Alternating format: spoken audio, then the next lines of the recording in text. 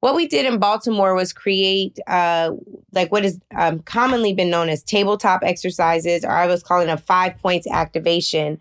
And the reason we did this is to ensure that our folks could get ready. Again, we spent a lot of time telling people all of the things that can happen and all of the crises that we are just right one step away from experiencing, but not a lot of time on how we prepare for them. So our first activation point was a convenience store, where there was nothing left on the shelves and they were in the middle of a food and water supply shortage. How do you respond if there's no food on the shelves, and even in the convenience store? Y'all know that, like, if you can't find nothing else. The second point was one where the electric grid was attacked and power had been out for 30 days. Even the battery operated candles, like, people will be like, oh, well, I'll be good because I have these candles. What happens if you don't have the right batteries?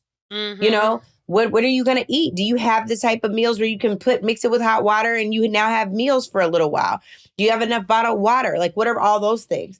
The third point was if the cell phone towers are down completely and there's no internet either. We rely on these things so that we can organize ourselves around this. Don't worry, if I can't drive because the power goes out and my car is stuck in the garage, I'll call an Uber. Are you? And whose number do you even remember? Like, I don't remember a lot of people's numbers anymore. If you have those phone numbers, but the cell phone towers are down, do you have a satellite phone? The next activation was a bunker. If there's a white supremacist attack, like the J6ers, who are basically running the country at this point, attack Black folks, just like they're doing, wearing random ICE uniforms. We don't even know if these are actual ICE officers.